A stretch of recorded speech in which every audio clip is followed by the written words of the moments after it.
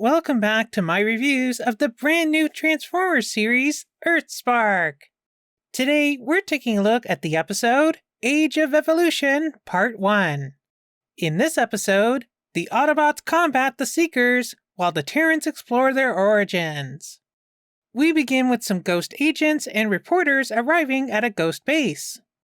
And maybe it's just the Turtle fan in me, but wasn't Channel 6 the news channel that April O'Neil worked for? Maybe this is a subtle nod to that franchise. After all, some of the people who work on this show did work on Rise of the TMNT as well. Also, we can spot Jason Marsden's ghost agent character in the crowd too, eating popcorn. Man, this guy's characters are obsessed with food, aren't they? Finally, Megatron steps up, and I find it absolutely hilarious how the security girl still runs the metal detector over him. You know, because he's made of metal? It's interesting how on the Ghost Autobot Alliance banner, they used the Decepticon version of the Ghost logo instead of the Autobot one. Is that to placate Megatron? Or are there other Decepticons that joined Ghost? Or maybe, much like most humans, they just can't tell the difference between the Autobot symbol and the Decepticon one. Megatron is clearly not happy having to take part in any of these celebrations. Kind of like me in the last RescueBots review. How can you tolerate ghosts treating us like Cybertronian poodles? Aww, they have Cybertronian poodles? I bet they're such cute puppies. We're their partners, and it's been 30 years. Well, 15 for you. Now, this doesn't really match up with what else we know in the show. If the Autobots allied themselves with the humans only 30 years ago, that would put their alliance starting in the early 90s. But Alex mentions the Transformers arriving in 1984 in the series premiere. So, were there just several years where the Transformers were secret, or simply not allied with the humans? Also, we see younger versions of Robbie and Mo in Alex's G1 flashback. But if this was prior to Megatron joining the Alliance 15 years ago, which, the way Alex tells the history, that seems to be the case, that would make Mo at least 16 or 17, and Robbie a few years older than that. And they are definitely not that old in the show. Also, as we see later in this episode, there's a banner with the dates 1984 to 2001 on it, meaning that this is actually the 37th anniversary of the Ghost Autobot Alliance, not the 30th. So something's off about their dates. Alex says one thing, which is contrary to what Optimus says, and the environment doesn't totally mesh with either of them. Maybe Optimus converted his megacycles to human years wrong? Maybe they'll clarify this in a future episode, but right now the timeline of events prior to the series seems a bit disjointed and contradictory. Anyways, the Maltos arrive, and of course, Alex brought all his Bumblebee merch. I must say, Alex looks pretty good in his Bumblebee suit. It kind of reminds me of how they have licensed JoJo's Bizarre Adventure suits. What do the kids call it? Drip? Alex looks pretty drippy. Aw, so cute. Awesome. Who called in the Air Force?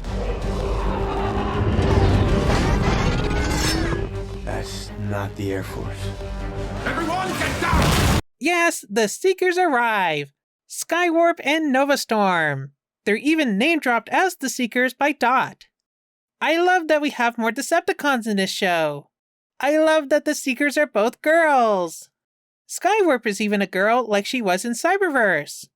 Although I do wonder, if they started from a very similar place to G1, does that mean that Skywarp is trans? It's too bad that we didn't see her in the flashbacks. We did see Thundercracker, and he looked male.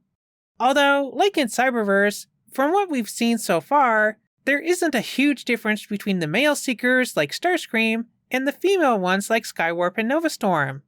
But I think we'll need to see more of them to be sure.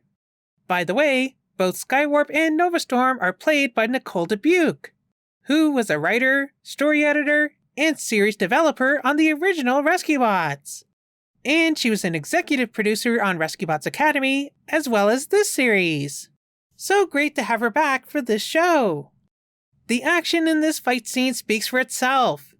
It's honestly one of the best battles I've seen in Transformers media. Period. Just this one shot alone does an amazing job showing the sheer scale and power of the Transformers. Far better than any of the movies ever did. The closest I can think of is that one in the Bumblebee movie. My only complaint is that this one shot isn't longer.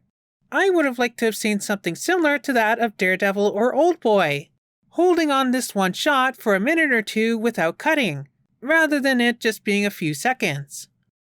Twitch and Thrash want to go help, but Bumblebee holds them back. Also, did Bee shake Thrash into transforming? Aw, that's so cute! I like that Skywarp actually uses her signature teleporting ability. We haven't seen a Skywarp use that since G1, and not nearly as stylishly as she does here. I love that Megatron uses the force of his fusion cannon to fire himself and Nova Storm into the ground. So cool to see him use his weapon in a non-conventional way. Speaking of which, I love how he uses his alt mode's blades to strike Skywarp. Again, I love how creative they're being with these fight scenes and really using the fact that they're Transformers to their advantage. Just like Bee in the last episode, Optimus uses his transformation to dodge Nova Storm. Again, I cannot understate how incredible this fight scene was. We learn that the Seeker girls were working for Mandroid, and that is why they were after Optimus's left arm. All you need to do is call our anonymous tip line. 555, report a con. Isn't that too many numbers for a phone number? Twitch and Thrash voice their concerns to Optimus. A luminous stone generated your spark. Why are these the first details I've heard of their origin? Yeah, like I said before, Optimus, I'm pretty sure that was the Ember Stone. What with all the mentions of Quintus Prime and everything. It's time we discover how your sparks came to be. Finding this glowy rock is our new priority. Finally! So, while the others discover the Terrans' origins, Dot and Megs go to secure Skywarp and Nova Storm's capture. You're on a need-to-know basis. Did they really just use the Wilhelm scream? But it all turns out to be a trap by Mandroid. It was unnecessary. My family was at that ceremony, and I haven't forgot that you abducted my Terran babies either. I love Dot. She is so awesome. Don't mess with Mom. The others trace their steps back to the cave where Twitch and Thrash were born. We're not gonna fit, are we? Not even going to try. I've said it before, and I'll say it again. Yet another advantage of being a Titan Master. Mandroid explains that he was drafted by Ghost during the war, working on their robotics division. He and Dot were both in San Francisco during what sounds like a climactic battle. One in which apparently the Autobots friendly fired on a building that Mandroid was in. And both he and Dot ended up losing a limb from that ordeal. Now, remember this line from the previous episode? If Ghost learns you're alive, they'll have big questions for me. Was it Bumblebee that fired on the building? Or was it actually Optimus, and that led to Dot losing her leg, thus why she doesn't like him? But publicly, Bumblebee took the blame because Optimus is the face of the Autobots. And if he did something awful, that would look bad on all Autobots. Kind of like Batman in The Dark Knight. Optimus is the White Knight, the symbol of good. And so they faked Bumblebee's death so that Ghost wouldn't go after him. Who knows? Maybe they even used Cliffjumper's body and passed it off as Bumblebee's. After all, we know that Cliff can never catch a break. What's worse than dying at the beginning of the series? Already being dead before it even started. Mandroid recognizes Dot's last name. You summon Optimus Prime requesting his immediate surrender to me, and I... Malto. Again, remember this line from a previous episode? Strange. I used to have a colleague that used similar technology. Yep, so it seems that Alex and Mandroid worked together. Most likely at the same facility in San Francisco. But wait, didn't they say that they were from Philadelphia, not San Francisco? Maybe they moved after the war? Dot escapes, but Mandroid uses her name badge to set a trap for Optimus. As Alex lands on a big rock, we see the impact uncovers the symbol of Quintus Prime. Yep, they're definitely in the right cave. Go ahead, kids. You got the touch.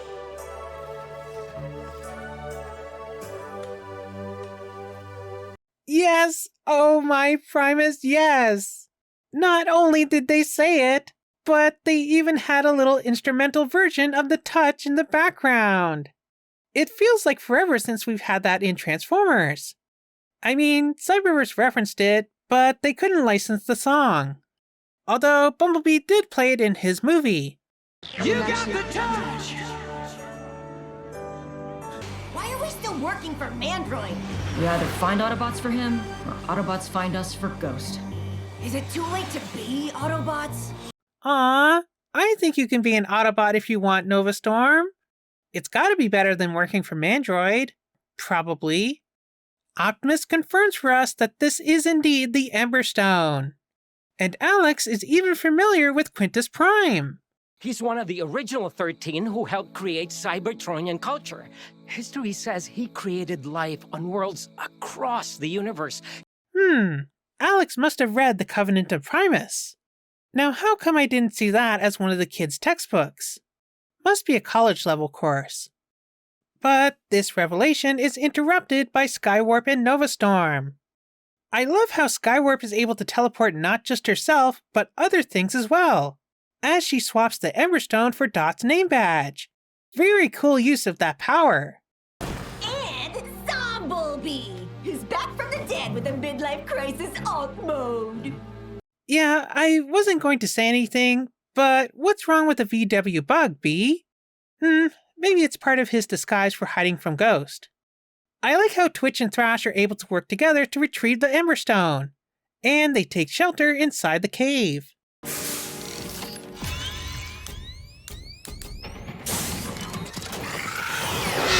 Ew, ew, ew! Spiders in your cleavage? No. Gross, gross. I don't even want to think about that.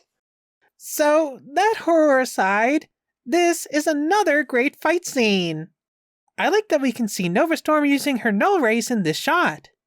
Twitch and Thrash do their best to hold off the Arachnomechs, but they're not enough. Luckily, Quintus Prime hears their call for help, and 3 new Terrans are born. By the way, the Cybertronian language here says, Evolution of Hope, just as we heard Quintus say a little earlier. Outside, Nova Storm unleashes her boob missiles, collapsing the entrance to the cave, trapping the Maltos and the new Terrans inside. And that is where we leave this episode of Transformers EarthSpark. Wow, quite the amazing episode! The fight scenes, especially the first one, were just incredible. Bravo to whoever worked on those, because they were just fantastic. They're what I've always wanted to see in Transformers media. Such fluid and hard-hitting action befitting of transforming robots. Not clunky, slow transformations, followed by stiff pew-pew shooting at each other from 5 feet away, and somehow still constantly missing like Star Wars Stormtroopers. It was cool getting a little bit of backstory from Mandroid. I cannot wait for him and Alex to finally reunite, and we learn exactly what they were up to during the war. And of course, how awesome is it that we have 3 new Terrans in the show? We'll definitely learn more about them in the next episode. For now, let me know down in the comments what you thought of this episode of Transformers EarthSpark. Remember to like, subscribe, and do all that other fun stuff. And I'll see you back here for the final episode of this first part of Season 1 of Transformers EarthSpark, Age of Evolution Part 2. See you then!